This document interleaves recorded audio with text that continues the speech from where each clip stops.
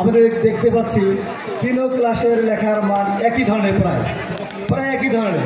19-20 হতে পারে, 17-14 হবে না। 17-14 হওয়ার কথা ছিল, কিন্তু 1, 2, 3 একসাথে দাঁড়ানো আছে, কিন্তু লেখাগুলো ডিজাইন একই সুন্দর। আমার আব্দুল্লাহ যে বলছেন লেখার জন্য ছাত্রদের পুরস্কার দেওয়ার জন্য, আমি বলছিলাম যে লেখার জন্য ওস্তাদদের পুরস্কার দেওয়া উচিত, ওস্তাদদেরকে পুরস্কার দেওয়া উচিত। এত সুন্দর লেখাইছে কীভাবে ওনারা?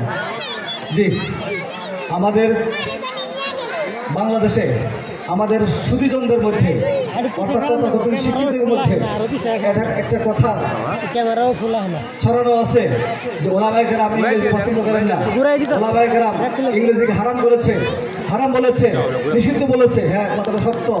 এই কথাটার পেছনে অনেক ইতিহাস আছে।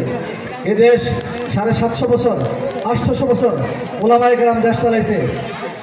আফগানিস্তান, পাকিস্তান, হিন্দুস্তান, বাঙালিস্তান, আফগানিস্তান সহ পুরা ভারত উপমহাদেশ ওলামায়ে কেরাম 850 বছর চালাইছেন। এদেশে একসময় ইংরেজরা ব্যবসা করতে এসে এদেশের মস্তদে ওঠার পরে এদেশ থেকে ইসলাম শিক্ষাকে ধ্বংস করে দেওয়ার জন্য 80,000 মাদ্রাসা ধ্বংস করে দেয়। প্রায় কয়েক লক্ষ কোরআন শরীফ আগুনে পুড়ে ফেলে 1400 ওলামায়ে কেরামকে ফাঁসির কাষ্টে ঝুলিয়ে রাখে। এই অত্যাচারের মাধ্যমে যারা এদের শাসন করতেছিল, তখন ওলামায়ে কেরাম বলতেছিলেন ইংরেজদের শাসন আমরা মানব না, ইংরেজদের বিদ্যালয়ে আমরা পড়বো না, ইংরেজিদের আদালতে চাকরি করবো না, তাদের কোনো কারখানা আমরা চাকরি করবো না, তাদের ভাষাও আমরা শিখবো না। অসহযোগ আন্দোলনের অংশ হিসাবে, মুক্তিযুদ্ধের অসহযোগ আন্দোলনের অংশ হিসাবে ওলামায়ে কেরাম কথা বলেছিলেন আমরা ইংরেজি শিখবো। ওই বইটা ধরে নিয়ে আসেন, আমাদের বোর্ড ভারী ভারী হয়ে গেছে।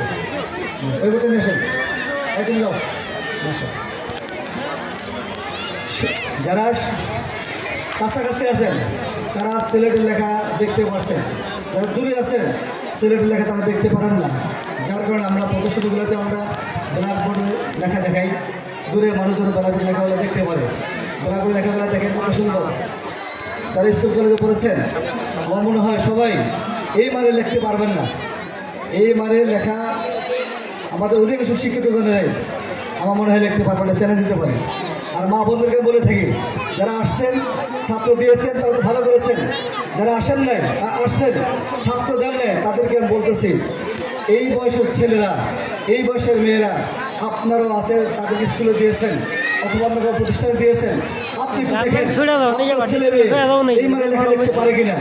আমার এই মাদ্রাসার ছেলে মেয়েরা যে বয়সে এই লেখা প্রোডাক্ট দিয়েছে, এই লেখা লিখেছে, আপনার ছেলে মেয়ে এই বয়সে এই ধরনের লেখা দিয়েছে কিনা, যদি না দিয়ে থাকে আপনাদের হ্যাঁ হ্যাঁ জি জি প্রত্যেকটা সিলেট স্ক্রিন অর্থাৎ পর্দা জুড়ে দেখাবেন।